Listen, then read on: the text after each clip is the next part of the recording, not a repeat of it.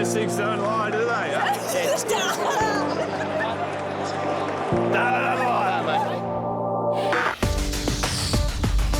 I was always very interested in the why. Always looking for that edge to refine, to do things more efficiently. Why do you gallop on a Tuesday or before a Saturday? Why do you gallop at all? CMR's approach to training and data and science, I'd say it is having a positive effect on the industry and probably brought a focus on that side of it.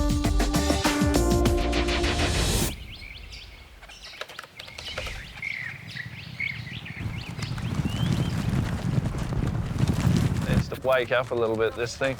Yeah, just, you know, have that in mind when you're riding it, you know. These two are like B1 and B2, aren't they? Are we in one piece, Sage? I've been training for just shy of, I think it's about 19 or 18 years. So it hasn't happened overnight. I'm very hungry. I think that's probably why we've got to where we are. Sound looks good, doesn't it? And I'm still as hungry today as what I was when I first started. Sports science in the equine world has taken its time to appear. Normally it's that horsemanship that's all by the eye and the feel. The missing link is the science to the horse. That's the part that I couldn't get. How long's the whole process take? So is that post-race recovery be 22? My head of sports science, Katrina, she was a very high-level runner. She was the link I needed to join the science and the horse world together because she understood both really well.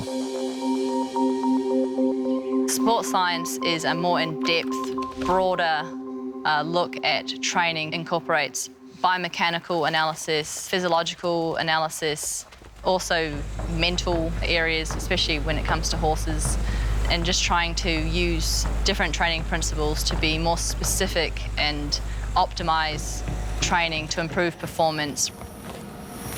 So this is our hypoxic chamber. It's the equivalent of an altitude training. The drop in the oxygen level from 21% everyday life to 14%. There are numerous benefits. We use that majority for recovery. So it works on a genetic-based level, works mitochondria, blood flow, and so we're trying to stimulate and activate that recovery.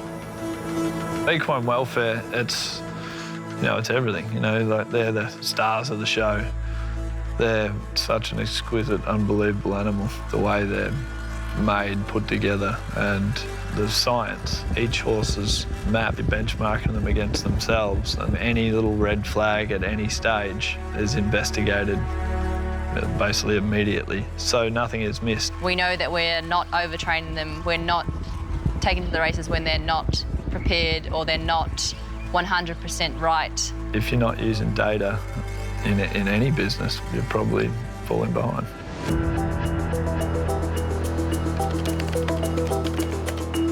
I guess the data and the sports science really helps Ciaron stay across all his stable, which can fluctuate between 600 to 700 horses across the course of a year.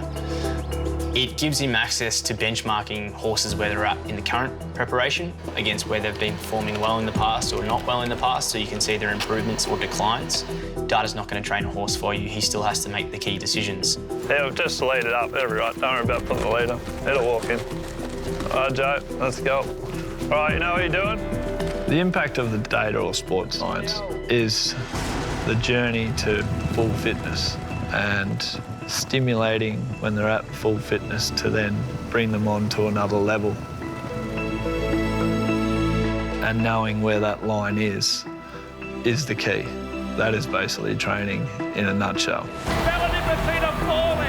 She's too good. Estriella, brilliant. And Pride of Jenny's going to... Data and science is allowing us to see where a horse is in their preparation. We can look at their recovery.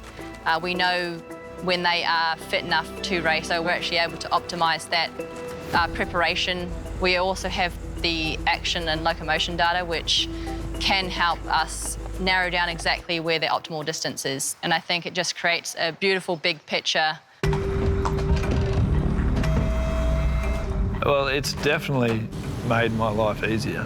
It's taken away a lot of the guesswork, and probably then allowed us to have a business of this scale. Tonight's the Group 1 Manikato. It's a 1,200 metre sprint.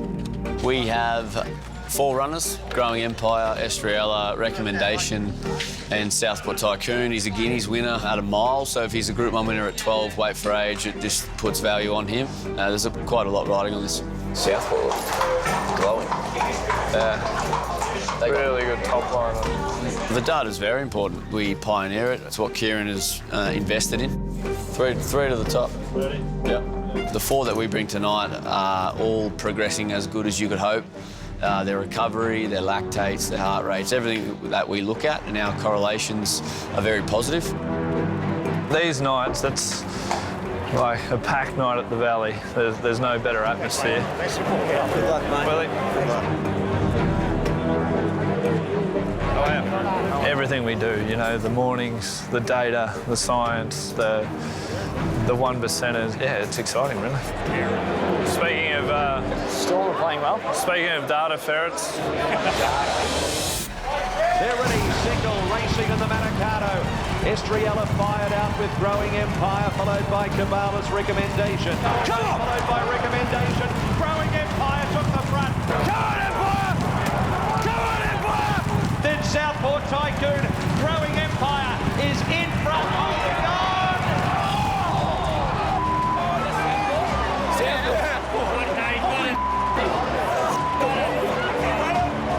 I'm not sure. Outsider's got it.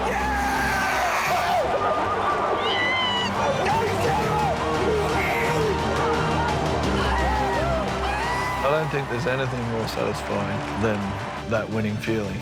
It's hard to not get addicted. That was our plan. That was our plan this race, you know, like he's worth a lot of money now. From where we've come from to where we are now, the next few years are going to be very exciting.